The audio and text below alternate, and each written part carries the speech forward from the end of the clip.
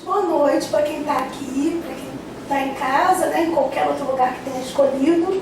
Tem várias pessoas aqui, eu cheguei, né, acabei nem falando, mas eu falei, bom, deixa eu aproveitar a apresentação, que aí a gente se fala. Tem gente conhecida, gente que não conhece, e a gente vai caminhando. Vamos começar as apresentações, né? Eu sou psicóloga, Maria Rosa é psicopedagoga. Deixa eu dar alguns informes assim para a gente mostrar como a gente vai caminhar. A gente não está com slide, né? A gente não está com PowerPoint, né? Slide é uma coisa que a gente... Eu acabei de denunciar a minha idade, né?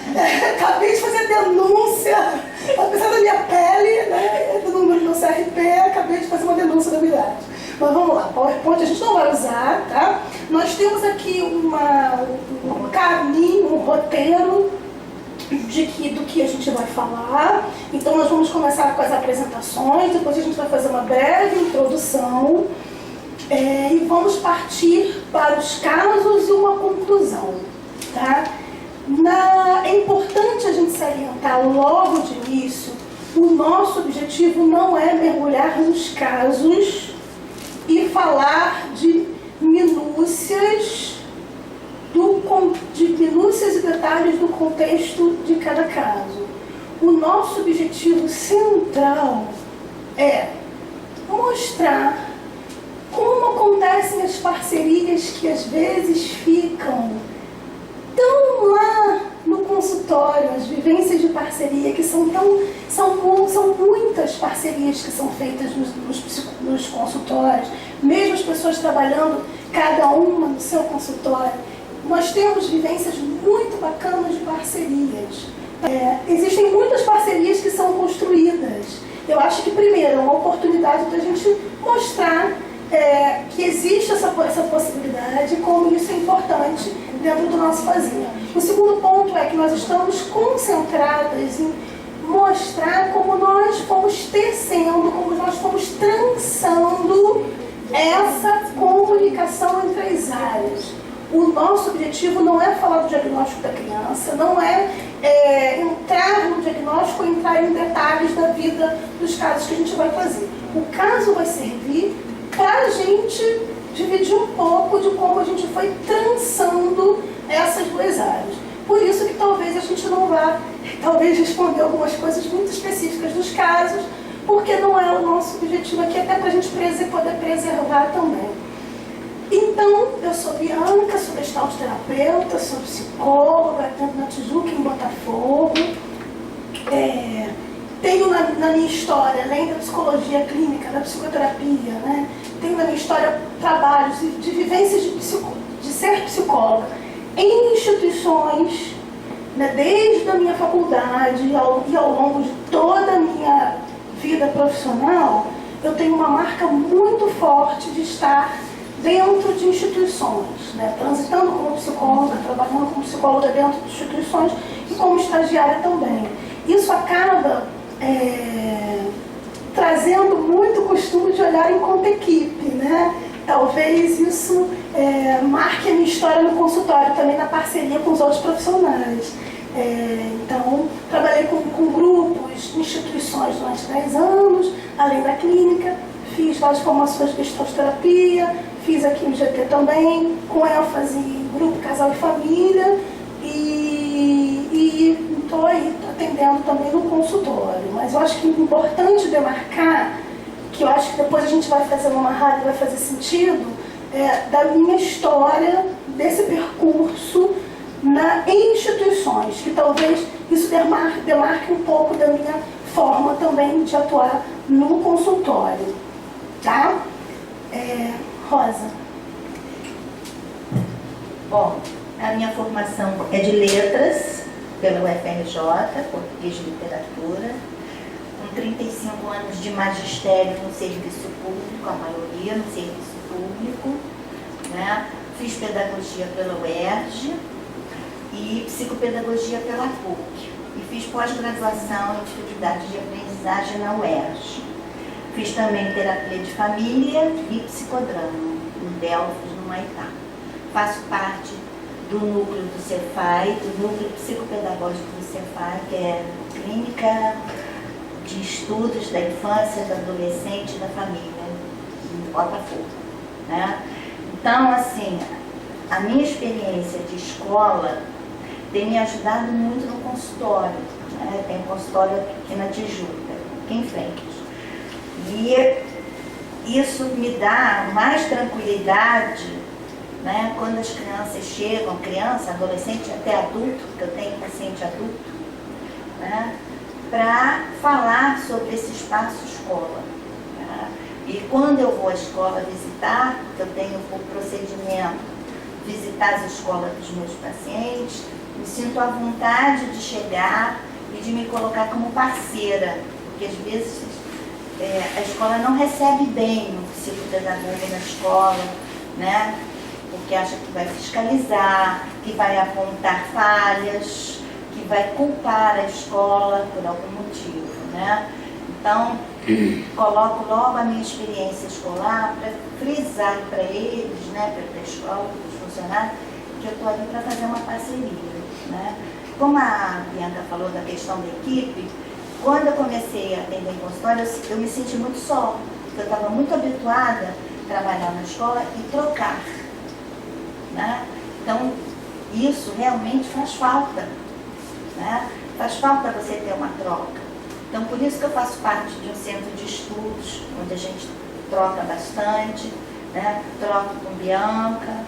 Então, a troca, como hoje isso aqui, eu acho que também é uma questão de troca, mesmo quem ainda está cursando a faculdade, né? A gente está trocando, passando a minha experiência, eu e Bianca estamos passando a nossa experiência, mas vocês também podem passar para a gente, né? Então, a troca, ela é rica e importante. Falando um pouquinho dentro da área, né, que eu considero importante ressaltar o que seja um trabalho de psicoterapia, independente da queixa ou do que leva uma pessoa a buscar um psicólogo, né, ou uma terapia, né, eu acho importante a gente colocar que, independente da forma, ou quem encaminhou, se foi a escola, se a família que percebeu, se é adulta a própria pessoa, que a gente possa fazer um levantamento, ter um olhar de campo para aquela queixa que chega. É importante a gente ter um olhar de que em volta daquela pessoa tem áreas que são multi-influenciadas, né? Isso é importante quando a gente escuta uma queixa, a gente ficar curioso que outros vetores, que outras forças agem em função daquela queixa, do que leva uma pessoa a buscar esse trabalho. As áreas da vida e a sua relação com a queixa inicial. Reconhecer as necessidades do momento que recebemos uma pessoa, uma criança, um adolescente. Quais são as necessidades? Eu posso ter várias coisas que podem estar influenciando, mas quando eu recebo aquela queixa, naquele exato momento, e isso é muito específico daquele momento inicial, que necessidades eu levanto e que ficam com pontos de interrogação? Já ali, até é interessante a gente anotar, né, mesmo quando a gente recebe, né, que outros pontos de interrogações e que outras áreas que estão influenciando naquela queixa que é trazida, ou naquela necessidade que precisa ser cuidada, né?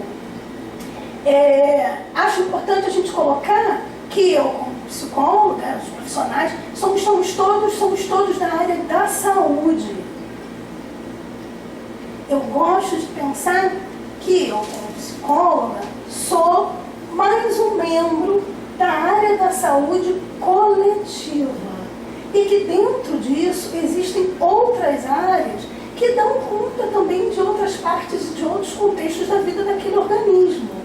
Eu sou uma parte, né? Então, pensar mesmo dentro da psicoterapia. A gente tem um foco que é muito artesanal, né? É o que aparece, que está no fundo, que pode ser inconsciente para as minhas abordagens, mas eu posso falar do que se apresenta naquele momento. Isso é digamos, o artesanal, é o extremamente individual que se apresenta diante de nós. Mas tem algo macro, maior, que eu considero que seja, eu sou mais um membro do Exército da área de saúde coletiva do território onde eu vivo. Então, essa percepção enquanto membro da área de saúde, para mim é muito fundamental, sendo uma psicoterapeuta. E olhar assim, de forma micro, mas de forma macro ao mesmo tempo. Diante daquilo que se apresenta, a gente vai, dentro de um processo de psicoterapia, investigando o que aquele fenômeno vai trazendo, o que a pessoa vai trazendo. Isso já é específico do campo da psicoterapia, olhar para o campo emocional, olhar para a história daquela pessoa, olhar para os sinais e sintomas, por que não, mesmo eu tendo uma prática fenomenológica, eu vou fazer uma lista de sinais e sintomas. Principalmente na minha história com instituições, nas instituições que têm outros profissionais, a gente precisa ter ali também à mão um conhecimento de listar sinais e sintomas que podem indicar ou podem levar a gente a algum tipo de hipótese diagnóstica, né?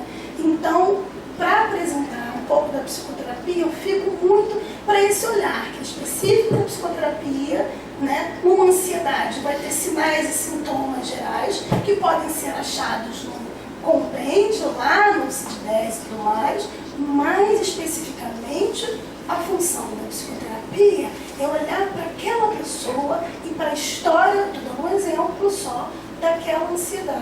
Aquela ansiedade, no livro, ela tem conceitos gerais, que pertencem a um grupo de pessoas, que sentem determinados sinais e sintomas, mas para aquela pessoa específica, a ansiedade vai ter uma história, vai ter um nome.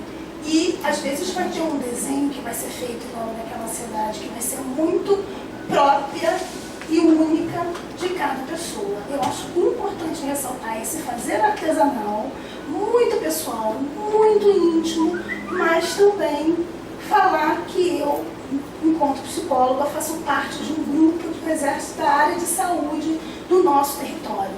Então, esse nível micro e esse nível macro, eu acho importante a gente ressaltar.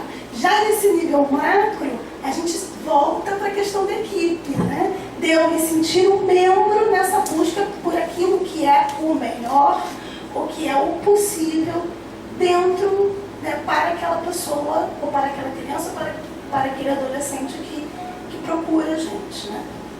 A psicopedagogia é uma área ainda nova aqui no Brasil, né?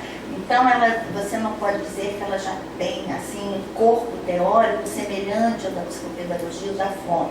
Ele está sendo construído, né? Mas já tem um corpo teórico bem significativo, né? E quem procura a psicopedagogia são as pessoas, eu digo pessoa porque não importa a idade, se é criança, se é adolescente, se é adulto, né? Vem porque a sua trajetória, o seu relacionamento com a aprendizagem, com o conhecimento, ele está aprisionado, ele está parado em algum momento, né? Então a gente precisa ver qual é o vínculo dessa pessoa com a aprendizagem, como é que ele se aproxima do conhecimento, se ele se interessa pelo conhecimento ou não, se ele não quer aprender, por quê e de que forma que você pode resgatar isso, né? Eu trabalho muito com a questão da autoria do pensamento, com a questão da autonomia. Os dois estão muito interligados, né? Fazer essa pessoa pensar sobre o seu pensamento, né? Então, como é que ela chegou àquele resultado? Digamos, um problema. Como é que você chegou a esse resultado? Não importa tanto se está certo, se está errado.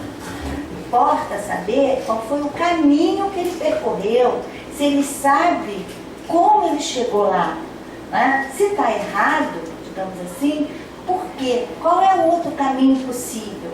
Então isso é que é muito importante. A gente tem recebido muita criança, muito adolescente que não tem essa autoria de pensamento, que não sabe dizer como ele pensou. Eu recebi um adolescente que eu perguntava: como é que você foi na prova? Não sei, não lembro de mais nada. Mas por que você errou isso aqui? Eu não lembro. Ele estava tão no automático, fazia a coisa tão no impulso, no reflexo, que ele não tinha conhecimento, não lembrava. Ele não entrava em contato com o raciocínio dele, né? Então o trabalho foi ele ter esse contato, ele ter consciência de qual era o caminho que ele fazia. trabalho que eu precisei fazer com ele. Então, aí a gente chama também esse trabalho de metacognição. Não sei se vocês já ouviram essa palavra, né? Então, a questão da autoria e da autonomia, porque a autoria de pensamento leva a uma autonomia, né? É necessário que ele tenha uma metacognição, que ele pare, pense, que ele planeja que etapas ele vai elaborar para executar aquela tarefa. Pode ser montar um quebra-cabeça, pode ser organizar a agenda da semana. Trabalho muito com a agenda de semana com eles, né? Como é que você vai, por que você vai colocar essa atividade tal dia e a que horas? Vai dar tempo isso que você planejou? Nesse dia vai ser possível? Por que não outro dia, outro horário? Você funciona melhor de tarde ou de noite? Tem isso também de você se conhecer. Então isso é muito importante, né? E a psicopedagogia, ela não trabalha só com a intervenção depois que há uma dificuldade instalada. Ela também pode trabalhar na prevenção. Evitar que a coisa chegue a um nível, né, muito sério, né, um nível pior, né? Então o nosso foco é o sujeito que conhece, né? A Maria Cecília Almeida, ela fala do ser cognoscente, quer dizer, aquele ser que quer conhecer, aquele sujeito que se direciona para o conhecimento, né? E por conta disso, como o sujeito que vem, como a Diana estava falando, ele não é só, digamos, a descalculia ou só a desortografia. Isso é um aspecto dele. O sujeito que chega até nós é um sujeito múltiplo, é um sujeito plural. Então, para dar conta disso, a psicopedagogia pega emprestado um pouco de outras áreas, né? Da psicanálise,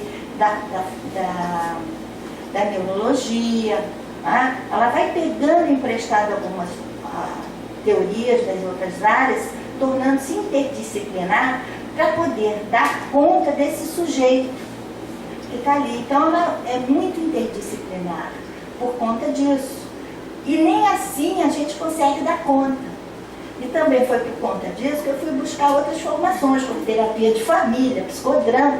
Fui correndo atrás para me capacitar, para ver esse sujeito de uma forma mais ampla e não tão restrita, né? A gente não pode dizer o descalcúlico. Não, a pessoa que tem um aspecto, né, que tem a descalculia, mas ele não é só aquilo. Ele é um sujeito que sente, que tem desejo, né? É um sujeito que tem uma história familiar, né? Então é importante aí entrar no genograma da família, de você saber o histórico familiar, se tem alguém com as mesmas características, com as mesmas dificuldades, né? Por exemplo, eu uso o genograma na orientação profissional e numa dessas sessões a gente percebeu por que aquela menina estava tão envolvida com a parte artística. A família materna, de uma forma ou de outra, havia muita coisa com arte. A avó, tataravó, uma era pintora, a outra era modista, né? A menina não ia por esse campo, mas tinha a ver com arte, né? Não era a mesma expressão artística, mas estava envolvida com arte. Então, a importância da história familiar, mas você também não pode parar só nisso. Você tem que ver o presente, você tem que juntar passado e presente, né? Você colocou uma coisa importante, assim, a gente vai bebendo de outros conhecimentos, vai estudando e a gente vai, né, nos grupos de estudo que a gente monta no próprio trabalho, a gente pode, todos nós podemos montar um grupo de estudo, né? Com pessoas que a gente vai lá conversar, beber conhecimento, estudando outras abordagens, estudando outras técnicas, mas nós temos o nosso fazer, que é o nosso fazer principal. Esses outros estudos, né, servem para a gente, talvez, apontar luzes pelo caminho. E talvez poder, isso é muito importante, dividir com aquela pessoa que está diante de nós e dividir com a família. Que, olha, aqui nós temos esse caminho, mas algo me aponta para um outro lado, que eu não posso investigar, que não é a minha área de trabalho. Mas tem alguma coisa aqui que está me apontando, que está me dirigindo para olhar esse aspecto.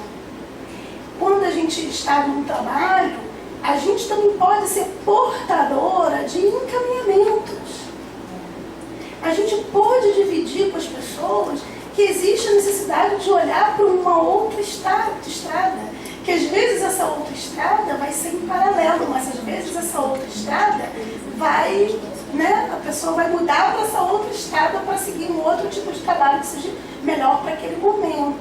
Então esses estudos das outras abordagens, das outras técnicas, dos outros conhecimentos que a gente vai ali olhar um pouco, não é nem para a gente pensar em fazer o que a gente não faz, mas é mais para a gente apontar mesmo e dividir com a pessoa que tem o direito de saber o que a gente está pensando nesse sentido. Mas é importante ressaltar que não se trata de invadir a área de atuação do colega, né? Eu tomo muito cuidado com isso, né? Então, se você tem algum conhecimento de psicanálise, ótimo, para te ajudar a entender aquele sujeito que está ali na sua frente, mas não é para você tratá-lo como psicanalista, né? Você compreender aquela pessoa por conta disso, mas é importante isso, não invadir a área do colega.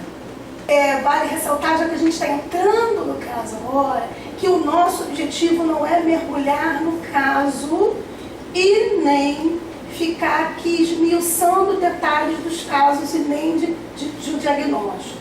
O nosso objetivo é como a gente foi trançando, como as duas áreas foram atuando, se esbarrando e trabalhando juntas. Esse é o objetivo central dessa palestra, tá? Então, quando eu recebo uma criança, ultimamente eu tenho, uns anos para cá, trabalhado no formato de trabalhar com os 8 encontros iniciais, para a gente ver como essa queixa chega, ou como essa necessidade chega, quem foi que encaminhou, quem sentiu a necessidade. E aí eu troco com a família esse momento de 8 encontros iniciais, onde eu vou estar fazendo uma devolução inicial, é claro que muito inicial, de algumas percepções de como essa criança chegou. E aí, ao longo desses encontros, eu já vou trabalhando com algumas anamneses, alguns questionários. Às vezes eu peço para a família responder em casa, às vezes responde junto comigo, às vezes eu pergunto. Mas o principal desses 8 encontros, 8, né, em torno de 2 meses, eu senti o campo da queixa. Eu senti o que vai chegando para mim, que bate com a procura e que bate com outras coisas que eu quero sentir daquele fenômeno. Ali eu fico com a queixa e uma preocupação de seguir aquilo que está sendo solicitado, mas ao mesmo tempo acompanhar como aquilo vai chegando e como aquilo vai se costurando ao longo desse tempo, né? Então, uma criança que chega com a família, bem retraída, bem para dentro, me passava uma impressão mesmo de uma criança com menos idade do que a idade, né, real de vida, cronológica. Nos trabalhos que essa criança fazia, tinha uma imagem muito distorcida do próprio esquema corporal, muito grave para a idade que tinha, preocupante. Eu fiquei com vários... a minha preocupação maior é estar com aquela criança e com aquela família, como a família chega, porque a família também precisa de ser ouvida. E aí a gente tem que ter muito respeito com a família que chega, né? Muito respeito mesmo. Porque cada família, cada criança tem sua história, né? Então a gente tem que ter muito respeito, porque se a gente tem um olhar de campo, a gente vai ter uma compreensão de como essa família chega e como ela pode chegar e como, né, ela vai trazer a necessidade. Então uma criança que, ora, eu pensava, ficava preocupada, que é uma criança que poderia estar com depressão, ora, eu cheguei até nas hipóteses diagnósticas, né?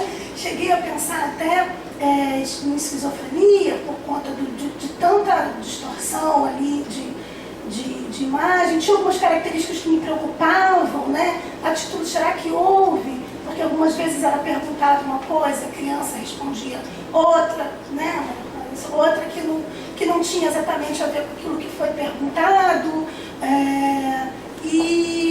E algumas coisas nesse sentido bem exacerbadas, bem marcantes, né? tinha algumas coisas que já apareciam no campo. Eu fui percebendo também como era simbiótica a relação da criança com os adultos da família, onde a gente não conseguia muito bem, onde começava um e onde terminava o outro, a título de características e desejos pessoais. Essas demarcações eram muito, excessivamente misturadas, e percebi no meio do caminho que o trabalho, é claro que com uma criança e com um adolescente, a família vai estar presente sempre, né? Eu costumo até me encontrar bastante com a família, porque a família vai bem perto. Tem um texto, né? Trazendo os pais pelas mãos, né? Que é um texto bastante bonito. Mas a gente tem que olhar para a necessidade daquela criança, né? Mas a gente fica ali também, e isso é muito interessante, porque se a gente fala dessa extrema simbiose que existia dos adultos com a criança, dessa não demarcação, isso faz muito sentido de eu sentir a necessidade o tempo todo de estar mais com a família, né? De olhar mais para a família, e isso refletia um pouco daquilo que era o próprio material de trabalho para a gente, que é essa criança poder ter a sua própria forma definida enquanto criança, enquanto ser, enquanto pessoa separada. Então eu fiquei muito preocupada, o nível de autonomia da criança para a idade que ela tinha estava muito reduzido, com as mínimas coisas do fazer do dia a dia, amarrar um sapato, botar uma calça, botar uma blusa, essas coisas, né? Para a idade que tinha. A criança começou a sentir que eu não gostava, eu vou baixar, não, peraí, você pode fazer isso, né? Então já começa a ter ali uma outra exemplo de interação, né?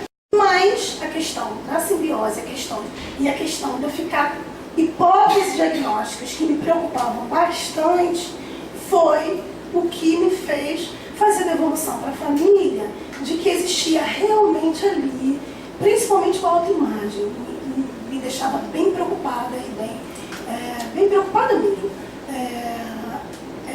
de dizer para a família que, olha, realmente, depois desse tempo que nós estivemos juntos, eu preciso devolver para vocês que existe a necessidade de fato urgente de uma psicoterapia para a criança, tá? Mas é claro que aí continuei atendendo essa criança, fazendo o levantamento, convivendo com essa criança, convivendo com a família, tentando entender as marcações daquela simbiose, daquela mistura toda, daquela confluência, né? E tudo mais, até que chega um ponto que eu falei, eu preciso ver como é que isso que eu estou vendo aqui, esse fenômeno carregado de informação, reverbera no lugar que essa criança está todo dia, que é a escola. Mas era um território totalmente distante, né? Territorialmente, logisticamente falando. Eu falei, gente, eu não vou dar conta de ir nessa escola. Como é que a gente vai fazer? Eu falei, então, uma coisa que geralmente eu peço, né? Eu gosto de ver, traz o material escolar.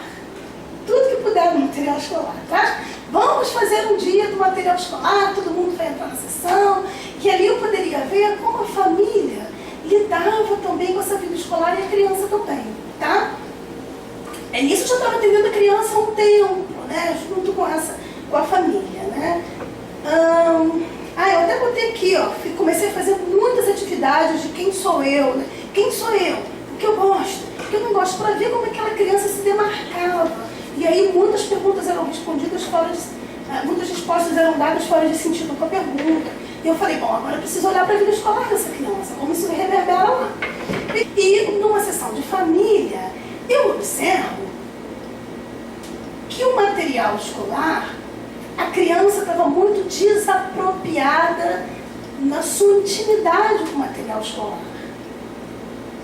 É como se a família tivesse mais autoridade, mais intimidade com o material escolar do que a criança. Mas ali eu fui percebendo mais uma demarcação de como é que esse estudo acontece, como é que essa família acaba exausta mesmo. Porque família, gente, só dá conta de ser família. Não dá conta de ser família e escola. A gente tem que ter maior, né? Respeito com isso às vezes, porque só dá conta de ser família. E aí eu percebi que existia uma exaustão dessa família para lidar com o conhecimento junto com essa criança, porque o conhecimento para essa criança precisava ser mastigado demais. E o pior era feito muito esforço, porque é uma família dedicada, uma família presente, dedicada e preocupada, gerava um esforço enorme para um resultado que não condizia com o esforço que era realizado. Opa! Maria Rosa. Eu preciso da Maria Rosa. Maria Rosa, preciso de você. Né? Aí que a gente pega o telefone e fala, Maria Rosa, eu não vou começar a falar do presente profissional que eu ganhei na vida, que é conhecer essa mulher que está aqui, grande mulher que está aqui do meu lado, que é muito conhecimento, muita vivência. Mas aí é a hora que eu ligo e falo, Maria Rosa, tem alguma coisa aqui que está me preocupando que eu não domino. Eu não domino, tem alguma coisa aqui na área escolar, essa criança vai precisar de ajuda. Porque tem algo aqui de hipóteses diagnósticas que a gente vai precisar dos outros, a gente vai precisar do médico, talvez do neuropediatra com certeza, e do psiquiatra com certeza. Tem alguma coisa aqui que a gente vai precisar olhar. Mas antes de acessar isso, eu preciso da sua ajuda para dar uma olhada no processo dele de aprendizagem, para a gente ver que caminho está sendo construído. Porque eu, como psicóloga, não poderia dar conta daquilo. Porque tem outras coisas que eu preciso trabalhar, que fazem parte do olhar daquele encontro que a gente vai tecendo junto com a família. E a criança vai se apropriando daquele lugar de se olhar. Então, esse era o meu trabalho. Né? Nesse tempo, a criança já estava com muitos atendimentos, a gente já bem avançado, a criança já sabendo para que servia aquele lugar. E geralmente, quando as crianças perguntam, a família pergunta, porque a gente tem a obrigação de fazer sessões, de trabalhar isso com a família. As famílias não são obrigadas a entender o que é o nosso fazer. E as crianças ficam, né, entre médica e professora. Às vezes eu sou uma médica, que parece uma médica, mas não é uma médica. Você vai lá toda semana, então não é médica.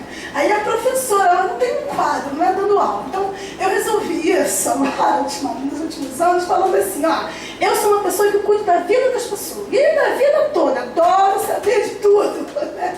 E aí eu já fiquei em paz com isso. Mas as crianças, as famílias chamam, né? A criança chama a gente como quer, às vezes de tia, isso não tem problema.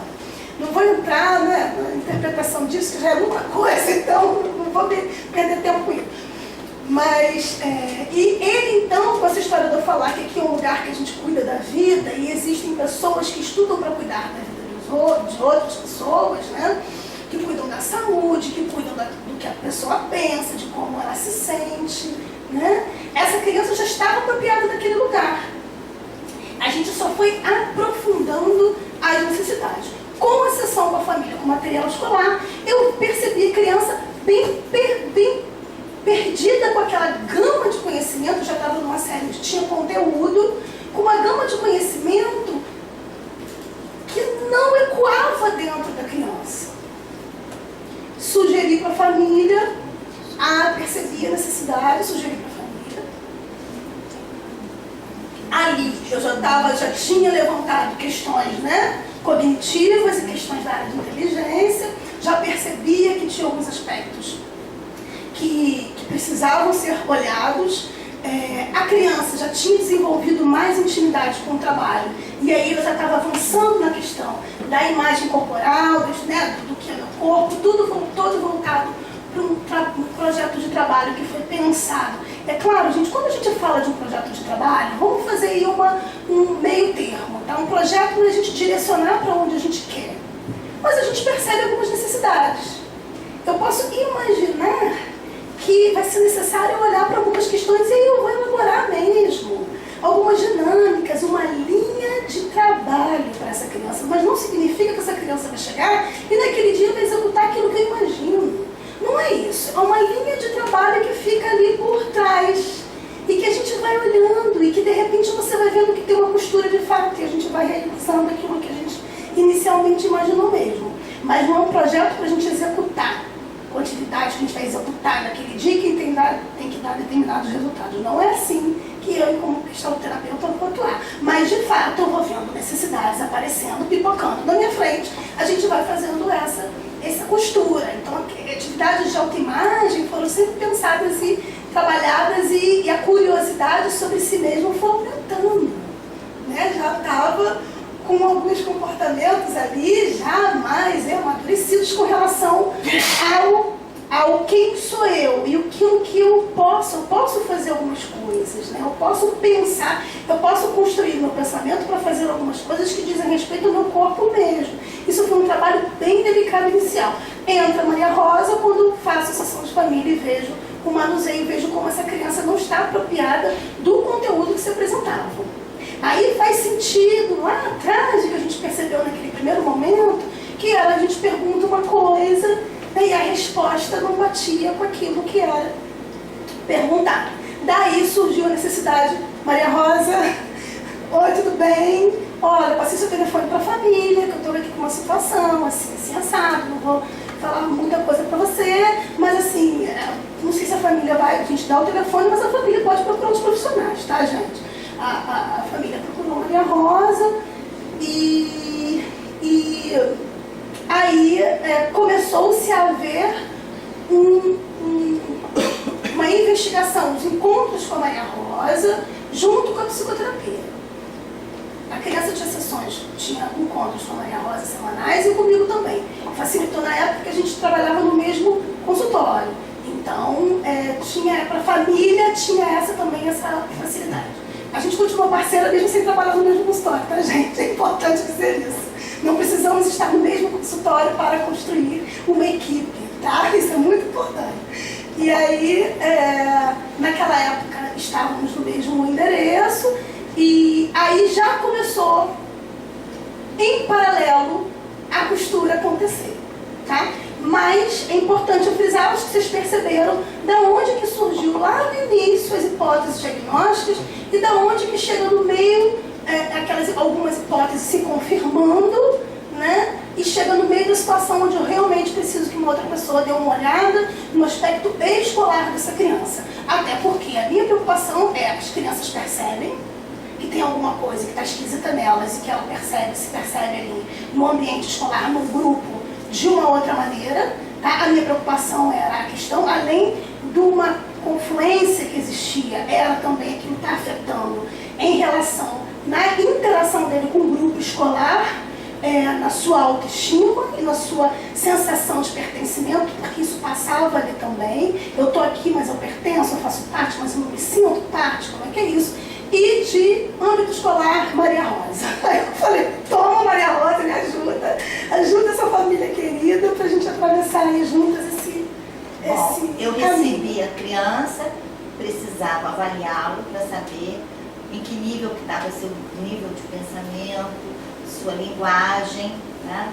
Então, fui fazendo a minha avaliação, né? Através de desenho, através de conversa, através das provas de Piaget, através de provas de leitura, provas de matemática, né? Tentando fazer um panorama geral, né? Um raio-x do momento dele, né? Seja cognitivo, seja escolar. E aí, aquilo que eu falei do sujeito, né? Que a gente, o psicopedagogo, tem que ser o facilitador do sujeito ir ao encontro do conhecimento. Esse conhecimento não interessava a ele. Ele não ia atrás dele, né? O vínculo dele com a aprendizagem, que isso é outro objeto do estudo da psicopedagogia, era muito distanciado, muito mecânico. Por quê? A questão da simbiose familiar, daí que a gente tem que ver a terapia de família, essa coisa, a simbiose familiar, né, a questão da superproteção era tão forte que era como se o cérebro da família que funcionava por ele, né? Eu até já fiz com outros pacientes assim, vamos tomar seu cérebro de volta, vamos pegá-lo de volta, né? Então ele não pensava, ele copiava, né? É o que a gente chama de hipoassimilação e hiperacomodação, né? Que ele evita pensar, vai na imitação o tempo todo. Os terapeutas de introjeção, além do que...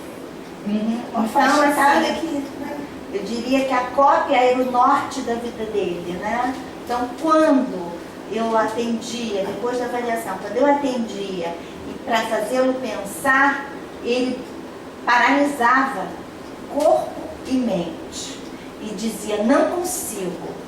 Se eu tentava estimular, avançar, ele chegava a chorar, né? A criança chorava.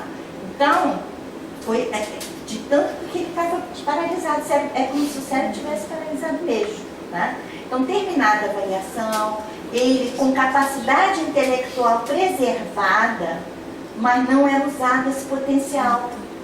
Estava muito abaixo o funcionamento cognitivo dele, estava abaixo do potencial, da idade e da série, muito. E emocionalmente, pelo que a Bianca tinha constatado, passado para mim também. Então, aí quando eu fui fazer a devolução, nós fizemos juntas. Isso foi uma conquista, né? Ela fez a devolução, a gente fez uma reunião com a família e a devolução foi feita juntas, porque a gente percebe que tinha um caminho forte para a família seguir e a família precisava desse apoio, né? Para que a gente imaginava que seria um caminho ainda bem um pouco mais longo de trabalho à frente e que essa família precisava desse apoio e de nós duas juntas e fizemos essa devolução, a devolução da Maria Rosa foi. Eu estive juntas com a porque como a Bianca conhecia melhor a família do que eu e o menino também, né? E também para que a Bianca tomasse conhecimento das minhas conclusões, achei necessário que a gente fizesse junto. Além disso, eu percebi uma linguagem, a área da linguagem muito prejudicada, tanto na oralidade, quanto na escrita e na compreensão leitora. E isso, né, quase sempre, quando tem uma dificuldade de compreensão leitora, vai ter uma dificuldade na matemática, nos problemas, principalmente. Né? Então, você vê que havia um panorama assim, bem complicado para essa criança. Né? Então, aí, a gente também entrou em contato com a escola, né? E comecei a trabalhar com essa criança. Né? Após a avaliação, fomos trabalhando juntas, até que a realidade se impõe. A realidade se impõe. Porque a gente está lidando, tem uma questão assim, a gente pensa assim quando faz um diagnóstico. Essa criança precisa disso, precisa daquilo, precisa daquilo. Mas às vezes o bolso não suporta tudo isso. O bolso tem um tamanho, ele é um limite, né? E forte. O bolso, a logística, a disponibilidade, a estrutura que essa família tem.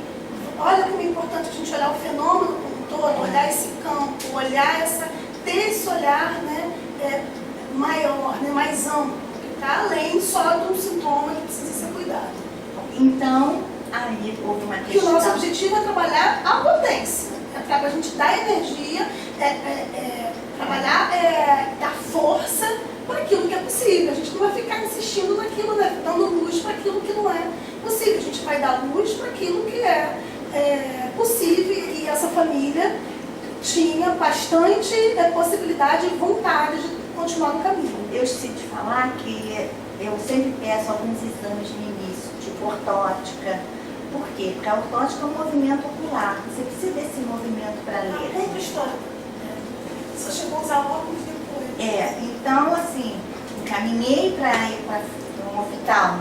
Gente, vocês me desculpem, porque depois eu fico aqui olhando para minha Maria Rosa, lembrando das nossas conversas. Aí agora eu vou ficar tentada em alguns momentos assim, fala isso. Fala aqui, fala aquela frase que você falou. Se eu lembrar. Enxergar. Pois é. Não, enxergar no óculos. Peraí, calma. Então, eu peço do ortótico, o ortótico, não sei se vocês conhecem, que é um exame que vê a musculatura do olho. Não tem a ver se a criança enxerga ou não. Né? Mas se a criança tem uma questão de convergência, principalmente, que geralmente é o que mais é acusado, quando lê, ela vai ter dor de cabeça, ela vai enjoar. E segundo um oftalmo, agora há pouco tempo, disse que essa questão da gente ficar usando o celular, né, a luz está causando muito problema de ortótica.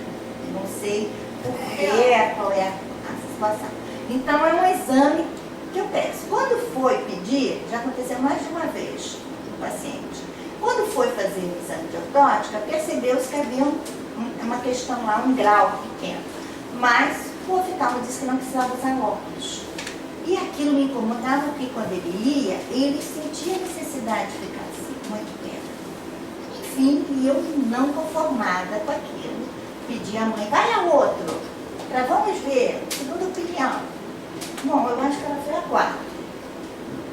E isso levou mais de ano. A família Isso levou mais de ano. Até que ela achou um oftalmo que disse assim, realmente é pequeno, mas para ele faz diferença. Esse grau, dependendo da criança, faz diferença. E ele passou a usar óculos. E a frase que ela quer que eu lembre é o seguinte, eu falei, o fato de ele usar óculos, ele passou a enxergar também as coisas com outro olhar. Né? Ele passou a enxergar a aprendizagem no final, né? Se enxergar, se ver De no outra espelho, forma. de outra forma. Olha como a gente volta lá no início.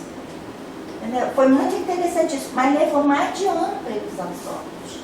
E eu não me conformava dele quase colado no papel, né? E um outro exame que eu peço é a audiometria. Tá? Por quê? Porque depois tem o exame do PAC, Processamento Auditivo Central, que é um exame muito específico da fonoaudiologia, porque eu percebi também que ele tinha uma questão de consciência fonológica, né? Que é a questão da representação dos sons da língua. Solicitamos para a família Uma avaliação fonoaudiológica. Tá? Então vocês estão vendo que o caminho, de repente, você vai por um caminho e você depois tem que bifurcar esse caminho, né? Porque havia uma questão ali que atrapalhava a leitura, porque quem tem a síndrome do processamento auditivo central tem problema de compreensão leitora. Né? Então, lembra da compreensão que a gente foi perceber logo lá no início, né? Então havia toda essa questão, né?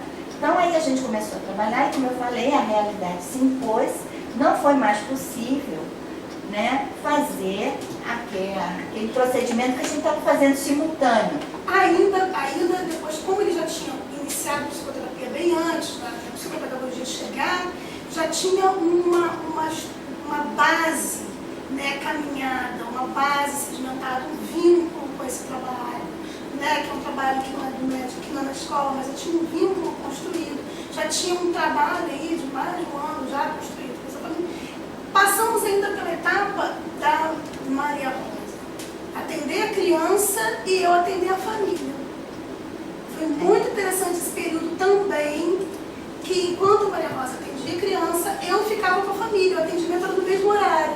Tinha uma questão de logística, essa família levava um tempo para chegar até o consultório, então a gente percebendo que teve um momento que eu, como psicóloga, fui percebendo que o que essa criança ia continuar precisando, desenvolvendo, se isso não fosse dado uma atenção maior para a família, ia ficar ali também, né, uma necessidade paralisada ali, e aí Maria Rosa ficou um tempo atendendo a criança e um tempo atendendo a família, até que a realidade se impôs, a realidade de desemprego mesmo, financeira, e aí nós nos reunimos para a gente pensar junto com a família o que seria um caminho naquele momento que nós estávamos. Essa realidade financeira se apresentou para essa família e quando essa realidade aparece, a gente vai ter que sempre estar lidando com o que é o ideal, entre o ideal, mas o que é possível naquele momento.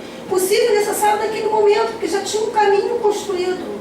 Né? A gente precisa reconhecer as conquistas. E as conquistas foram reconhecidas junto com a família, né?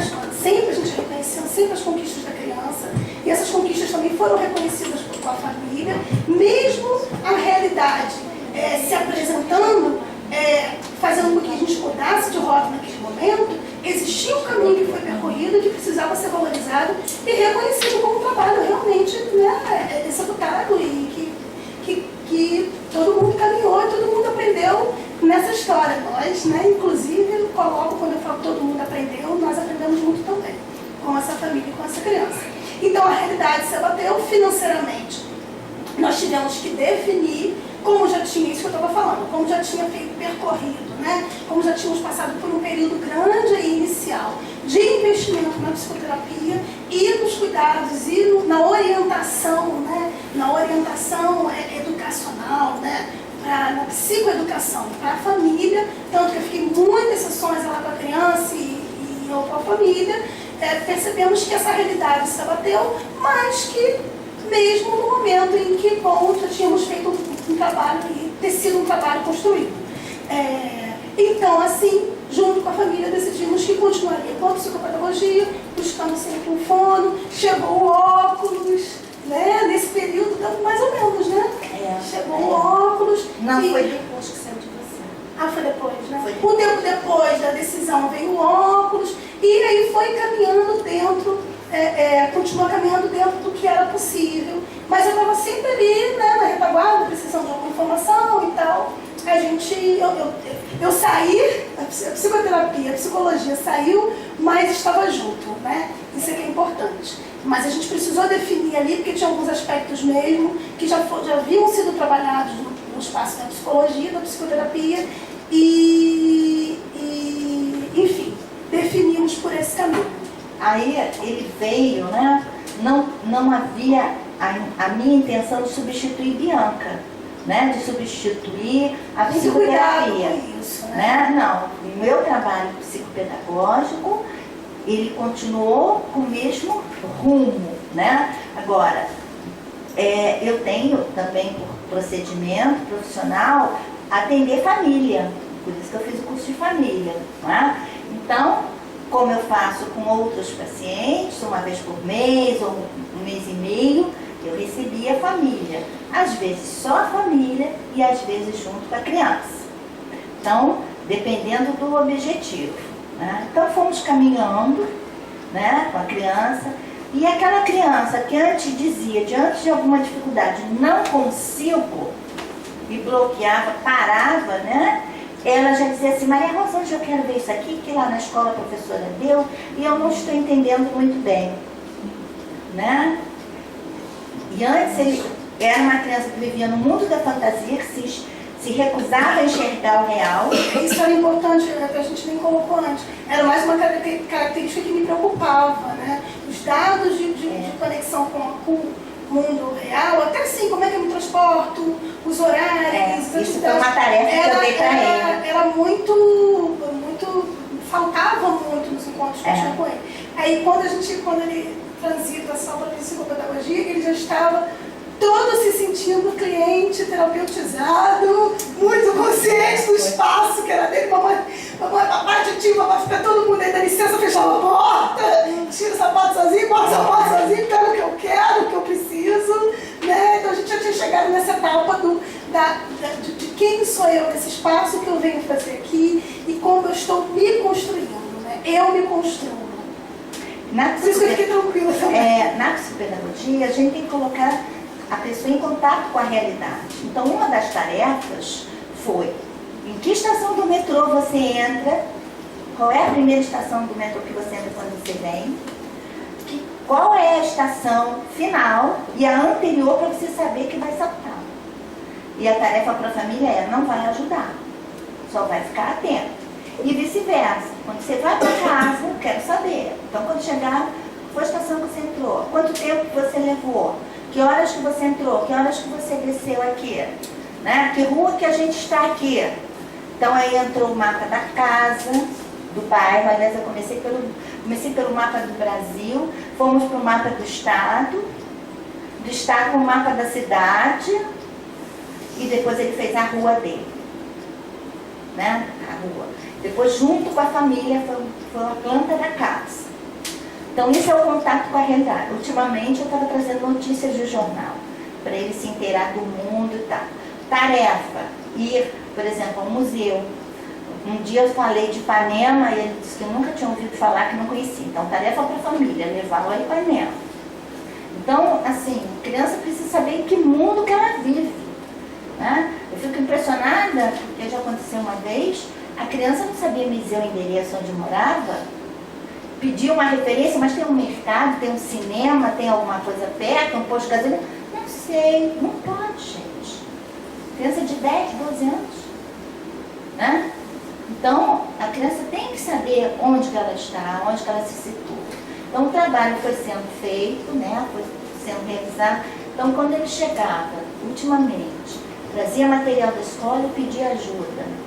E aí, quando eu trazia um texto para ele, e ele me dava informações que não constavam do texto, quer dizer, ele tinha ido em busca do conhecimento. Aquela criança cujo conhecimento não o atraía, ele não se interessava em ir atrás, né? A criança tem que ter curiosidade. Ele não tinha, passou a ter. Então, eu dei vários textos, ele, Maria, você sabe, não é só isso aqui não, tem isso, assim, assim, assim, assado. Eu perguntava, como é que você sabe? Ah, porque eu pesquisei, porque eu fui ver, porque lá na escola, e ele associava aquilo que a gente estava trabalhando com o que estava sendo dado na escola. Ele estava raciocinando, né? O cérebro dele, que tinha ficado, digamos, atrofiado, um exagero lógico, né? Uma metáfora que eu estou usando, né? Estava sendo utilizado, porque um músculo, né? Uma perna, se você não usa, ela vai ficando atrofiada. Né? Então, passou a ser usado. E a história da realidade, né? Ele não está mais comigo, mudou de estado e tal, foi com muita pena, mas eu me senti assim, feliz, né? Porque ele já dispõe de recursos, ele já tem uma autoria, ele já tem uma autonomia, né? Se eu pudesse falar que quando a gente encaixa, né, é único nas duas áreas, é a questão da autoria. A autoria passou o tempo todo na área que a gente foi transando. E a autoria ficou muito evidente para mim, assim, numa sessão que para mim foi ótima. A família adorou e ele também, todos nós gostamos. Uma técnica que eu fiz de produção de texto, né? E que ali você vê o desenvolvimento do raciocínio lógico. E uma hora, tanto eu quanto uma pessoa da família perguntou a ele por que ele colocou um fato lá que a gente inicialmente não entendeu. E a gente viciado, né? O erro é dele, não é nosso, é dele, né? E aí ele defendeu a ideia dele. E ele estava com toda a razão. Aquilo para mim foi ótimo, né? Foi assim, não, eu estou bem. Então ele raciocinou. Tá pronto, pode ir embora, pode ir. Né? Então, isso é que é importante, né? É a questão da autoria do pensamento dele. Ele já estava pensando por si só, né? Já estava mais autônomo, né?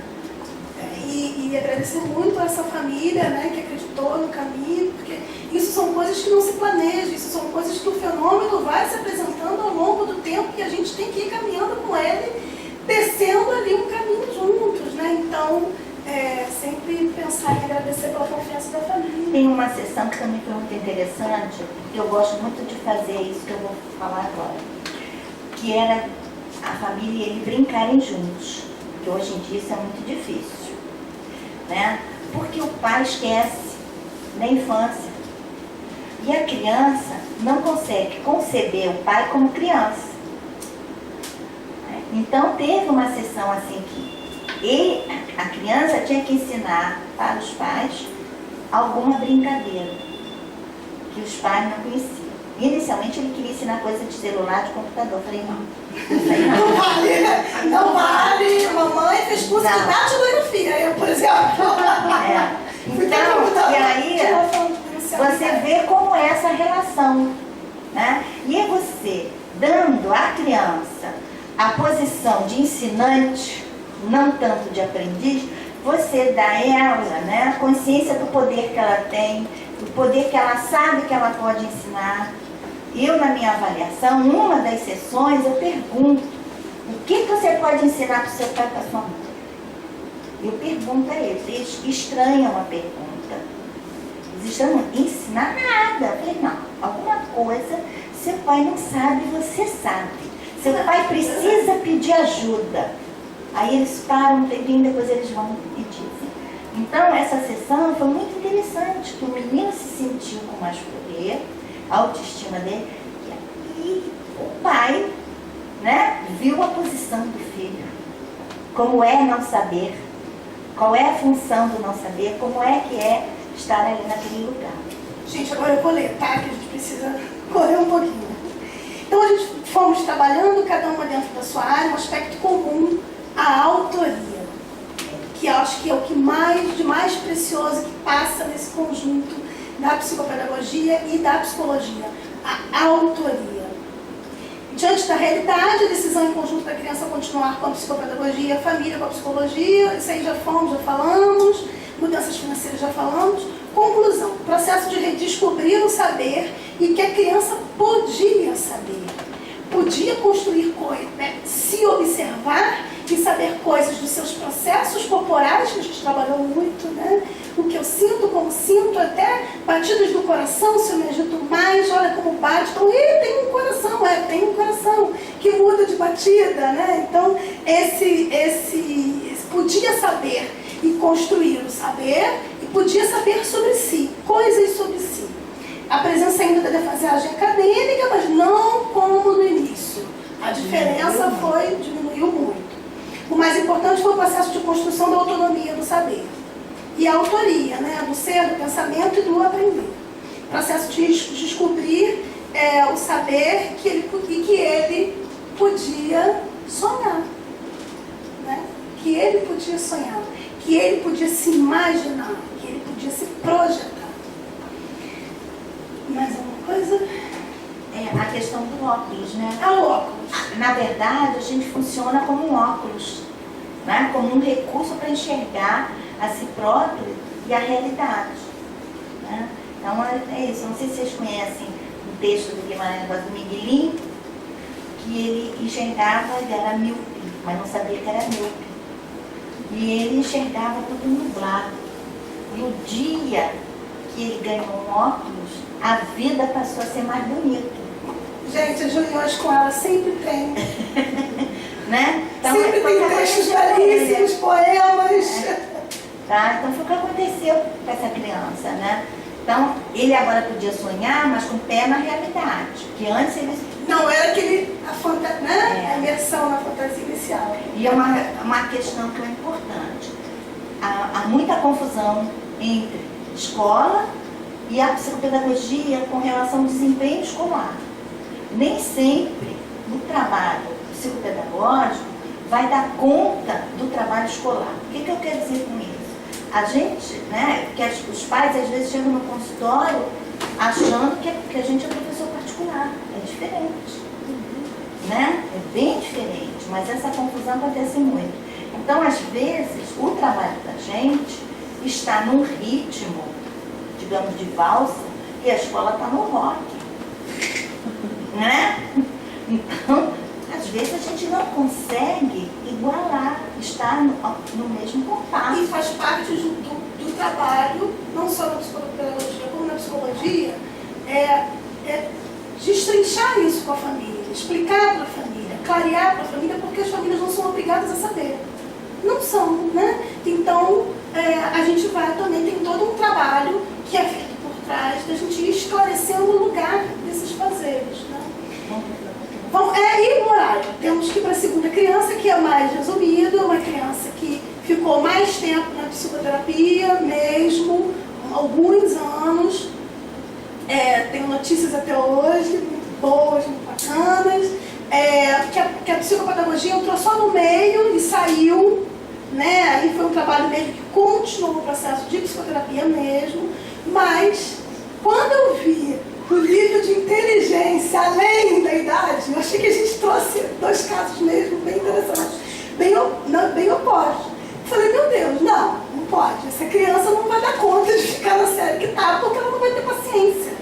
Ela não vai ter a menor paciência de estar na turma com os colegas dessa idade dele, porque apesar de emocionalmente ter um comportamento, né, por falta dessa interação com uma criança com umas idades ali parecidas, ele tinha um comportamento bem retraído, porque ele sabia que ele era inteligente demais e ele sabia disso. Então todo o resto virava bobeirinha. Ao contrário, ele tinha plena consciência, né, que ele estava com questões além daquelas apresentadas na série, daquelas coisas que criança da idade dele faz, né? E algumas questões com a vida escolar que começaram a retrair a interação dele com as outras crianças cada vez mais, porque era uma criança que também com as figuras de autoridade tinham relações muito de igual para igual, bem de igual para igual. Ou acima, às vezes. Ou acima, às vezes, né? E isso acabou causando nas escolas por onde essa criança passava muitas questões de muitas punições. E eu ficava assim, Maria Rosa, aí escola, liga para Maria Rosa. Maria Rosa,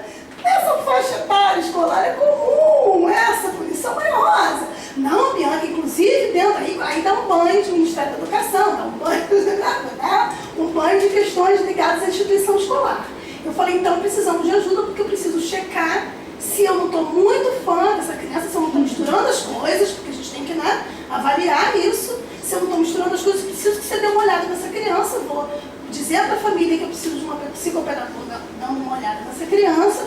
E, principalmente, na relação que a família e a criança estavam muito sofridas, na relação com o âmbito escolar. Aí eu acesso Maria Rosa.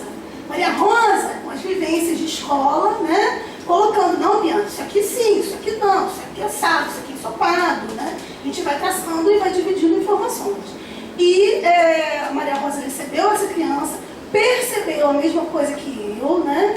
E chegamos a fazer reuniões, nós duas, na escola, nós fomos juntas na escola, fazer reuniões, né? E isso é bem rapidinho. E foi difícil na escola, porque ele já estava estigmatizado. Marginalizado. Né? E então, acontecia algo errado, fulano. Né? E aí... Fulano não era uma criança também, né, gente? Né? A gente sabe da criança que a gente... Eu sei da criança que eu cuidava, mas a gente precisa olhar da ótica da criança também, né? Que tem ali, né? Ele tinha um comportamento agitado, impulsivo, né? Muita dificuldade de entender o porquê das regras, né? Ele era o dono do saber. A minha sala, inclusive.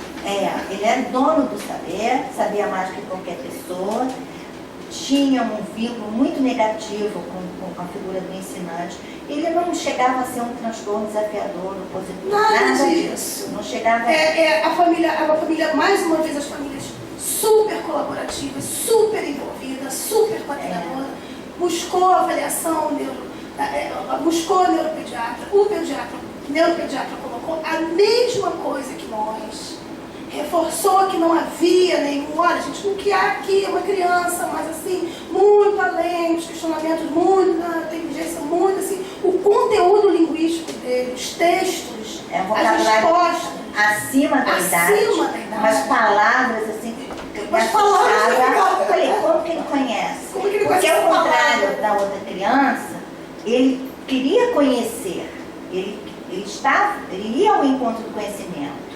Mas só que ele não queria a aprendizagem formal. Porque escolar. Estar dentro daquela forma, para um ponto onde eu estou, era como é que eu vou encaixar ali. Né? E aí, por conta dessa questão comportamental, a questão dele era muito comportamental, de limite, o respeito ao outro, né? Porque o outro quase não existia para ele. E nem que as crianças da idade dele faziam bobeirinhas mesmo. Para ele, né, entre aspas.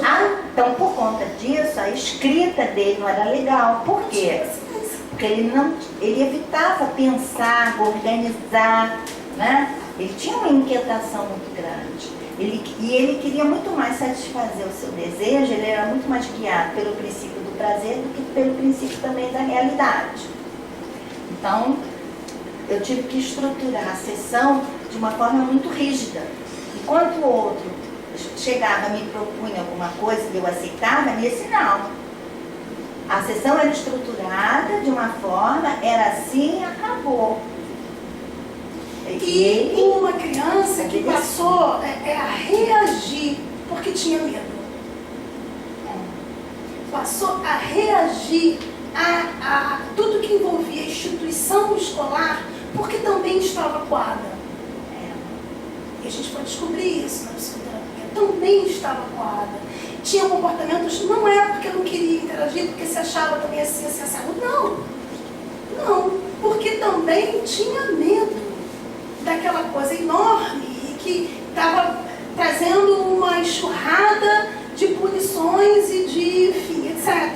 Fizemos as reuniões na escola, juntas, e sempre perto da família. Teve uma hora que Maria Rosa saiu, né, de cena, a psicopedagogia saiu de cena, porque era uma questão mesmo de continuar a psicoterapia, mas a escola insistia e veja bem, gente, é claro que quando a gente fala a escola insistia no diagnóstico, que nós discordávamos, não é nada demais, é porque naquele ambiente escolar, aquilo se apresentava daquela forma. Claro, ele estava no meio de um grupo maior.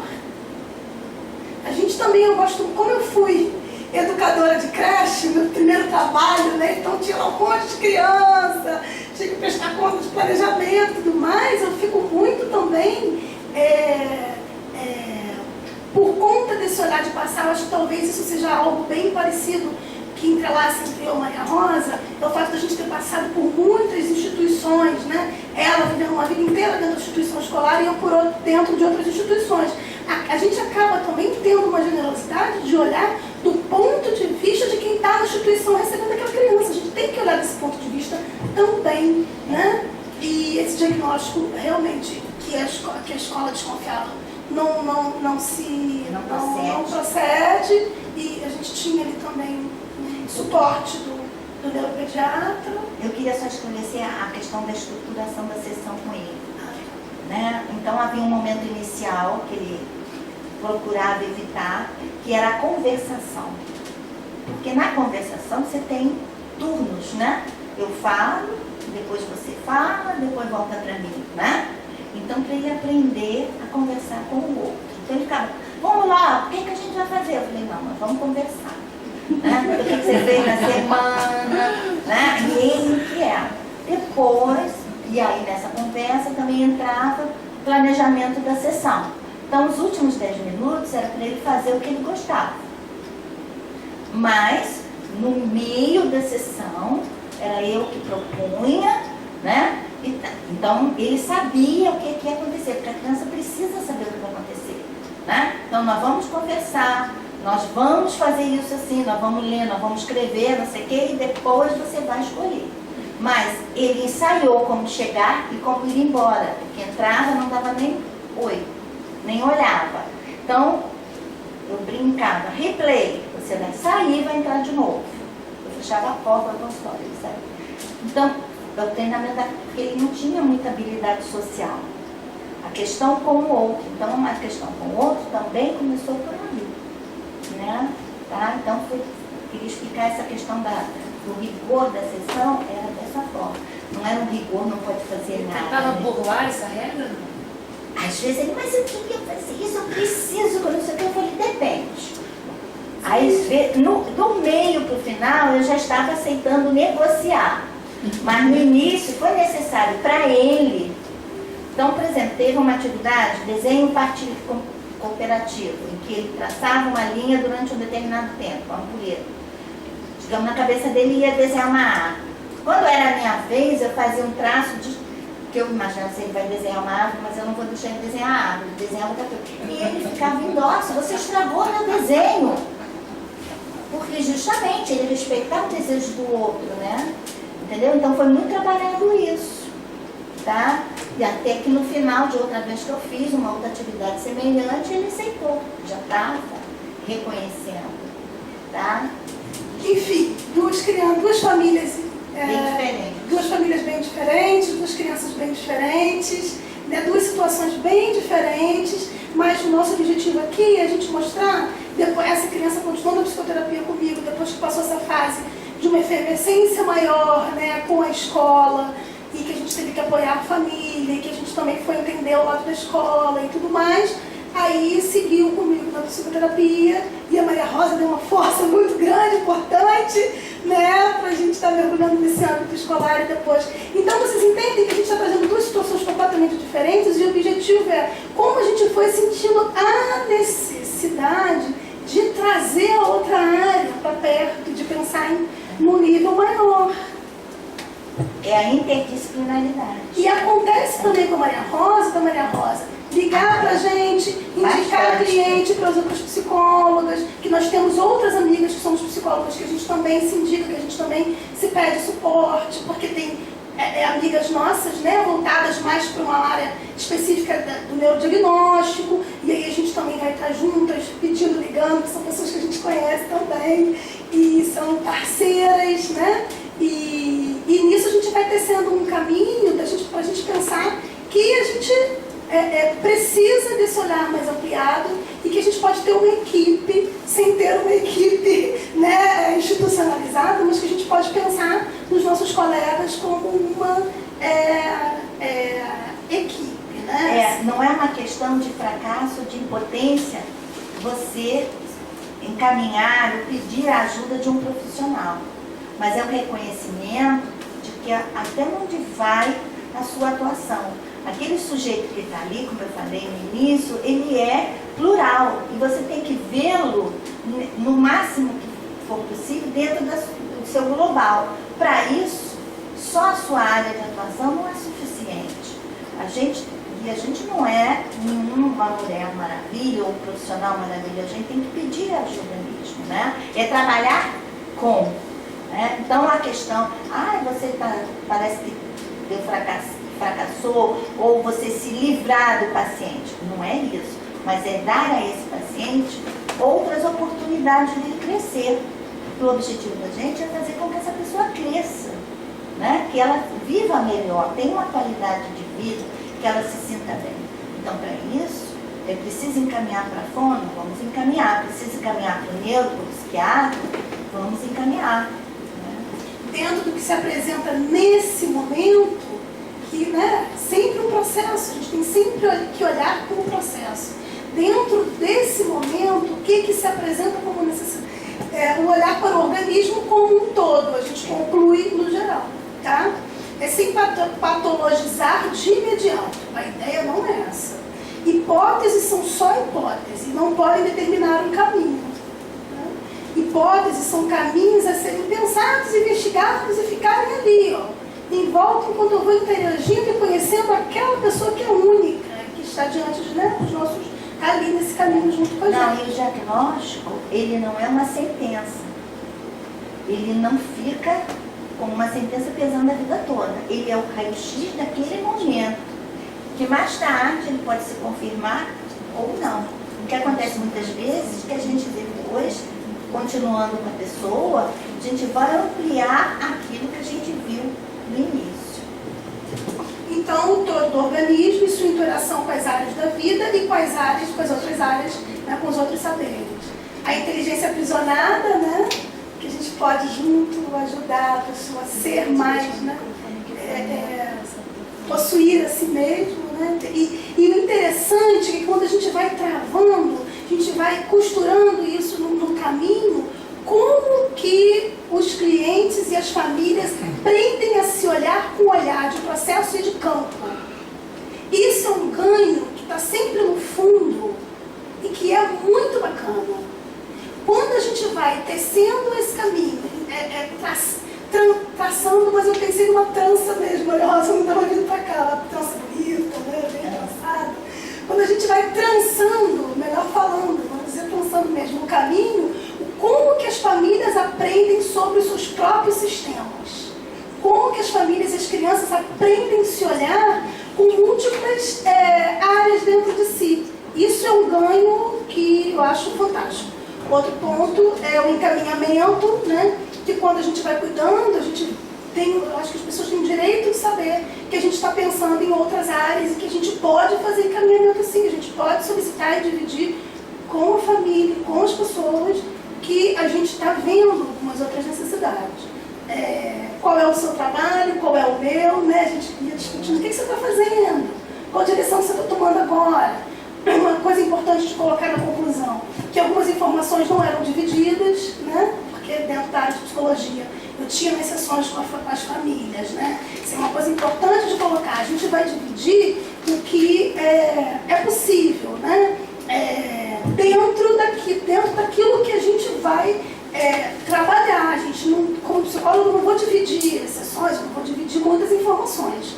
Né? Então a gente vai dividir, a família sabe que estamos trabalhando em conjuntos, a família sabe que a gente se liga, a família sabe que a gente conversa, a família está sabendo, mas a família também sabe que tem coisas e conhecimentos e situações que não são divididas. Somente aquilo que vai ser importante, significativo para o trabalho do outro. Você orientar as famílias, né? De você principalmente acolher a família. Eu acho isso muito importante. A gente recebe as famílias, por exemplo, eu recebi uma mãe no outro dia, tão sofrida, até a forma dela sentar no sofá, me falar da peregrinação dela por vários profissionais com a filha, né? Foi muito assim, chamativo, digamos assim, chamativo não, mas me chamou muita atenção, né? Bastante assim. Então, a importância da gente acolher, né? E nem sempre a pessoa fica Digamos, no meu caso comigo. No outro dia eu recebi uma mãe, encaminhei para 2 profissionais. Porque isso que a gente está falando de encaminhamento. Era mais necessário, né, que ela fosse, necessário e urgentíssimo, eu falei para ela, que ela fosse para um outro profissional, porque ela me trouxe um exame com um resultado muito sério. Então eu falei para ela, se você pudesse ficar lá e cá, tudo bem, você não pode, financeiramente. Então sua filha está precisando muito disso aqui, desse profissional. Depois, se você quiser, você vem aqui. Nesse momento, né? Nesse momento. Então, às vezes o trabalho não é de atender a criança, mas é de dar orientação. Orientar, é isso. Foi o trabalho que eu fiz com essa mãe, tá? De novo, eu achava que eu ia parar de falar, mas não parei ainda. É de orientar as famílias. Muitas vezes não é nem ficar, nem executar algum trabalho com aquela família, com aquela que chega, mas é orientar. Às vezes a gente faz um trabalho de orientação. Né? Alguém tem alguma pergunta nesse momento, na internet ou aqui presencialmente? Oi, eu sou Maria das Graças, já conheço a Maria Rosa de outros caminhos, de outros lugares. Eu não conhecia a Bianca. Parabéns aí pela palestra de vocês. O que eu achei assim, fantástico no trabalho de vocês, é assim, a maneira que vocês foram pontuando a importância dessa parceria é que foi legal. A coisa também de não rotular a criança, gente. Isso é seríssimo. Olhou para a criança TDAH e acabou. Ela tem uma história. De repente ela está com aquele comportamento, com aquela atitude, em função de outras coisas. A importância de você ter um psiquiatra, um neurologista, uma fono, um clínico, um pediatra. E os pediatras também precisam, a gente conversa muitas coisas com ele. Isso tem que ter uma rede. Tem que ser. Eu recebi uma mãe há um tempo atrás, né? Ela adotou uma menina. A menina tinha 10 anos, eu acho, na época. A menina tinha uma história de vida dramática. Entendeu? Os pais tinham morrido, havia questão de droga. A menina era uma sobrevivente. E a mãe cismou que a menina tinha que tomar remédio para TDAH. E a menina não era TDAH. Né? Enfim, a mãe tirou, porque eu discordava disso. Entendeu? Porque ela queria dar um remédio para a garota. A questão era que a mãe tinha dificuldade de ver o que era uma adolescente. A mãe tinha dificuldade de aceitar a história daquela menina. Você tem adolescente que não tem a história que essa menina tinha e que tem muito mais problemas do que ela. A garota era um sucesso para mim. Eu achava aquela menina uma vitoriosa, uma guerreira. Mas a mãe não. Né? Porque ela saía da escola, demorava mais 5 minutos para chegar em casa, ela tinha que tomar um remédio para o TDAH. Entendeu? Então foi assim, difícil. Bem, então é isso que você está falando. Porque eu também estou vendo muito ultimamente, assim, como os pais desconhecem isso também. O desenvolvimento infantil, não sabem o que é uma adolescência. Então acham que tudo é para Eu vou trás. chamar assim, pegar vocês rapidamente para falar uma coisa que é importante a gente marcar aqui. Nesse processo de psicoeducação, de estar com a família, de comunicar à família o que você está pensando, de pensar em encaminhamentos, a gente tem que sempre lembrar que a história é da família. A história pertence à família e à criança. Pertence a eles. Então, muitas das vezes, quando não é possível a gente estar com um outro profissional, não tem problema, porque ao longo do caminho a própria família vai se apoderando da própria história. A própria família vai fazendo as suas costuras. A própria família vai fazendo as suas conexões. A própria família vai trazendo informações de lá para cá, vai trazendo de lá para cá, porque às vezes não é possível mesmo. Existem muitas parcerias de sucesso e você não precisa estar no mesmo consultório para ter essas parcerias, mas às vezes realmente não é possível, em função das contingências aí de cada um, do perfil de cada profissional. Como essa história pertence à família, né, a família também acaba sendo guardiã da sua história, se apropriando sua própria história. E aí a família vai tecendo vai se tecendo, conhecendo o que pode transitar e ela mesma pode fazer a costura das informações que chegam até ela por diferentes profissionais. Terminamos. 9 horas. Viu? Parabéns pra isso. É muito